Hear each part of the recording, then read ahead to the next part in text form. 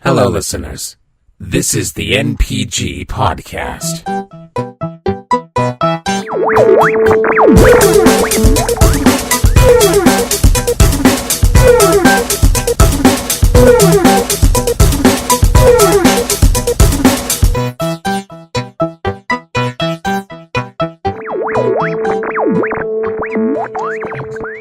Well, if Steven doesn't mind, I would like to go first before I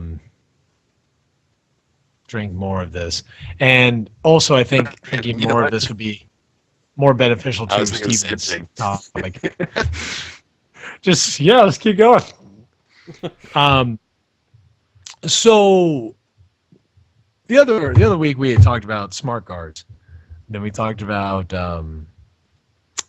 horror movies. Mm-hmm. And I thought of a wonderful combination of both. And I was thinking artificial intelligence. Okay. Now, this is not something that... Oh, wow. No, not the movie. Movie's not bad. It's not a bad movie. I actually like that movie. A lot of people get a lot of shit for the ending, but I like it overall. I agree that the ending could be better, Yeah. but it wasn't that bad of a movie. So I wanted to talk about... Actually, I wanted to have a dynamic discussion between you guys and myself because I view things differently as far as technology. Mm-hmm. I'm a little bit more accepting of it, Mm-hmm. I guess.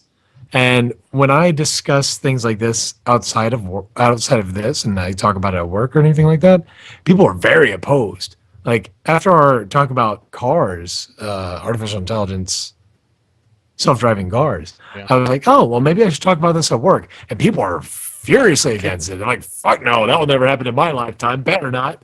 Yeah, it will. Well, 2020 is probably going to be it. Yeah. But He doesn't expect to live that long. I guess not. So I want to know your guys' view on artificial intelligence. If it's a beneficial thing from your understanding, your current understanding of it. I'm not going to say I'm an expert by any means, but if you have any questions, I could probably answer quite a few of them. And also, if you have that Skynet kind of mentality, that's forever burned in your brain. I would like some context as to what you mean by artificial intelligence. So artificial What you're intelligence referring to exactly. Yep, you're right. It's a good point because artificial intelligence is used right now. If you go onto Amazon, they're gonna use an artificial intelligence sequence that predicts what you're gonna shop for next. If you go into Facebook, they will use a form of artificial intelligence to show you posts based on what you want. Or sorry, YouTube. And if you go on to most phones have either Siri or Cortana or something like that. That is a form of artificial intelligence, just like Google. But what I'm talking about is the potential of artificial intelligence. Not where we are currently, but where it is definitely going to go. So you're talking about this when the singularity happens. Pretty much, exactly, yes. When that bell curve becomes flat. Okay. Yeah. And for anybody who doesn't know, singularity is basically when you have robots that become sentient, I guess maybe is the term. I don't know. Sentient and also processing as fast as a human mind. Yes. Okay. I do think that's going to happen. I'm not going to be mad about anything like that. I'm guessing that's going to happen within probably the next 50 years, if I had to speculate. As far as the only thing I have a problem with artificial, I don't have a problem with it as far as technology is concerned and advancing technology. I have a problem with it when it starts impeding on my life, most notably like my job, for example, or anybody else's job for that matter. That's when I have a problem with artificial intelligence and the prospect of that happening. Now, that's already happening in a sense already if you go to your local grocery store and you have the self-checkout line. So that's just kind of, that's not exactly what we're talking about, but that's the start of it, right? Where you have those things and the technology for that's just going to get better and better, and therefore you're going to hire less and less cashiers. You know what I mean? That's what I have the problem with. How we maintain our livelihood when a corporation can just buy these machines or these AIs or whatever to do it for us. That's my concern. Everything else is gravy. I'm not like, oh my God, Skynet, Terminator, blah blah blah. I'm not worried about it, honestly. We actually are a little bit further along than that. And one that does affect your job, Brian. And one that might even affect Steven's job. And that is the fact that there are artificial intelligent programs that write news stories. And if you read a paper or if you read online columns, there's a strong chance you've probably read one of these stories that has never been written by a human being. Sure. It's mostly used for sports, and they can write out a whole story like that, but they're also used for off-topic discussions. So that could be a problem for somebody like yourself, Brian. Steven, I'm sure I'm not sure if you guys have heard. Have you ever heard of Vocaloids? No? I think so. Yeah. Japan has made up a program that is a international sensation of a singer. She doesn't exist, but she is a computer that makes music. Now, right now, that one's programmed by man, but it's not even a real human being, and it's getting international stardom. But artificial intelligence is able to write music. And if you have if you have a person that tries to listen to both a man-made composition and a robot-made or AI-made composition, people can't tell the difference. They sound equally artistic. And that's where that line that's where we're gonna have a hard time when computers can make art, and they're already there. So I'm worried about things like with Steven's voiceover, the kind of thing that could be thrown out the window for a computer who'll do it for free. Yeah. What do you Yeah, think about but- that, Steven? But what about? Do you guys remember iRobot in that scene where Will Smith is interrogating Sonny, and he's like, "Can a robot create a symphony? Can it turn a canvas into a beautiful work of art?" Yes. And the robot looks at him and says, "Can you?" And Will Smith is just like, "Fuck you," pretty well. Oh, that's He's giving this look. the It's not about best that. worst movie ever. It really But is. the answer to that is yes. They can. Yes, they can now, apparently. But apparently in 2002's version of 2030, they can't. So I work in a business that is being heavily pushed towards automation. The customer service field is heavily pushed towards automation, and artificial intelligence is getting it there. We recently introduced a new way to set up your accounts over the internet, and it's very user input oriented. However, the rest of the process is completely automated. Where you used to have to call in and somebody had to manually enter that information. Now a system does everything for you. They've changed their IVR system so that now it can accurately read things. It can even understand when you're swearing, so it knows to get you to a person. Listen, motherfucker, I want to talk to a human being. So this is when I call these people, I'm just like, fuck. Please hold. I'm like, yes. What that's So- pushing towards is the Turing test too. The Turing test is the Turing test is a test where a successful Turing test is when a human can no longer distinguish the difference between talking to a human or a robot.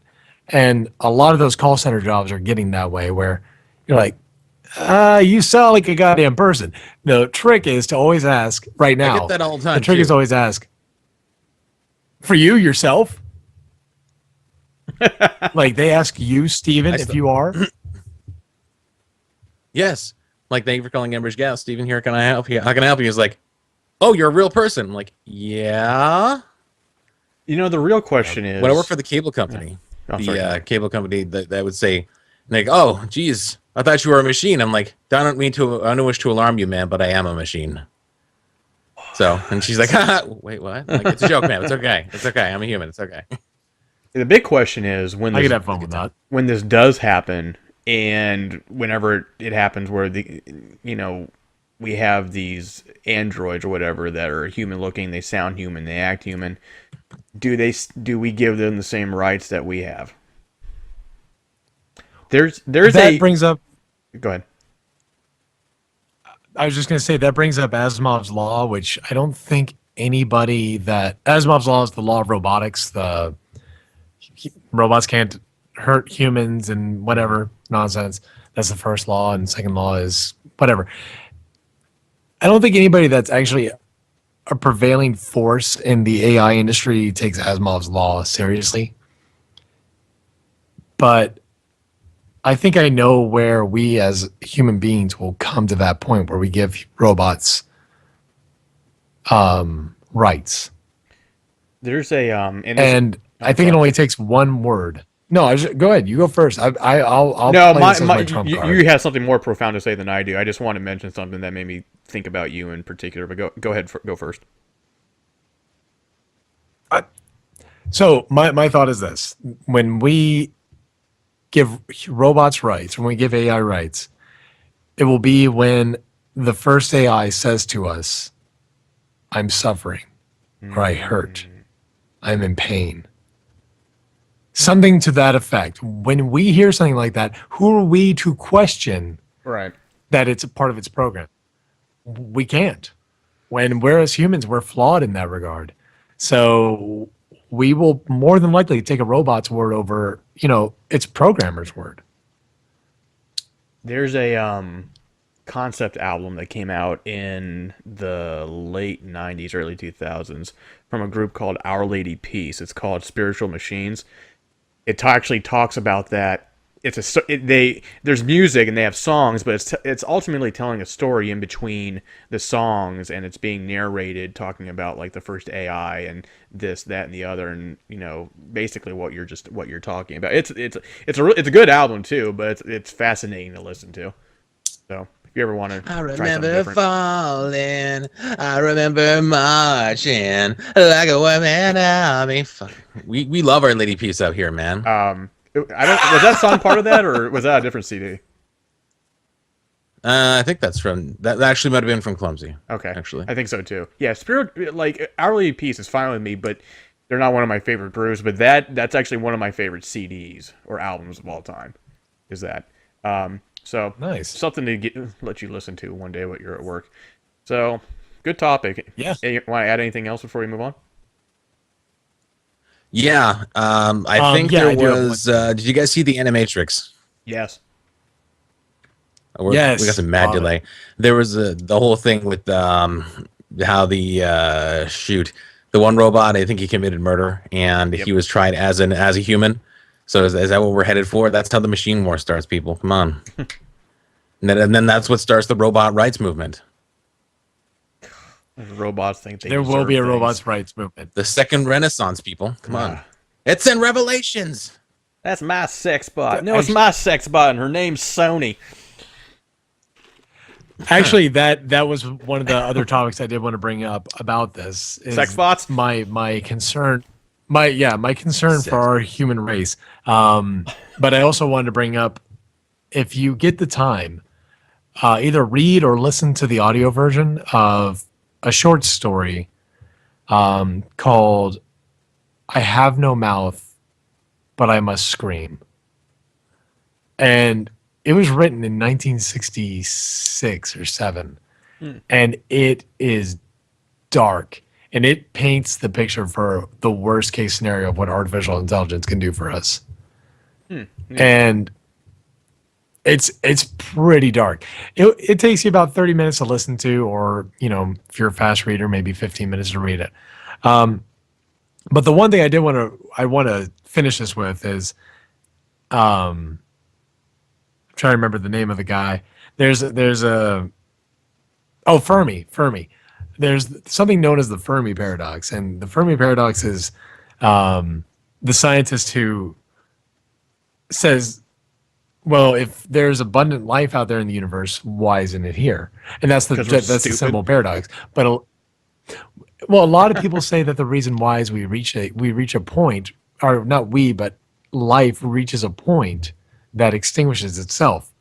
And I can very, very easily see us 100 years from now pre-ordering our wives or husbands or whatever, or even further, going into a soul virtual reality like Ready Player One, and basically killing the rest of the world. And we never get to that point of space exploration. And maybe that's happened numerous times. Well, not That's for why nothing, but don't we see are aliens on anything we like are this. on the bleeding edge technology of VR right now, and so if Ready Player One's going to happen, it's going to happen, especially if this takes off. I look forward to my 1980s world. And I'm a part of that now, so you can blame me if it Yep. happens and you don't like it. I already do. Okay, well that's good to know. Thanks, Steven. All right, Sure, I'll get you back. good topic. Like as I stab you in it. What's going on, everybody? Brian here with the Nerd Theory channel and MPG podcast. If you like what you saw, please support us on Patreon at www.patreon.com/nerdtheory.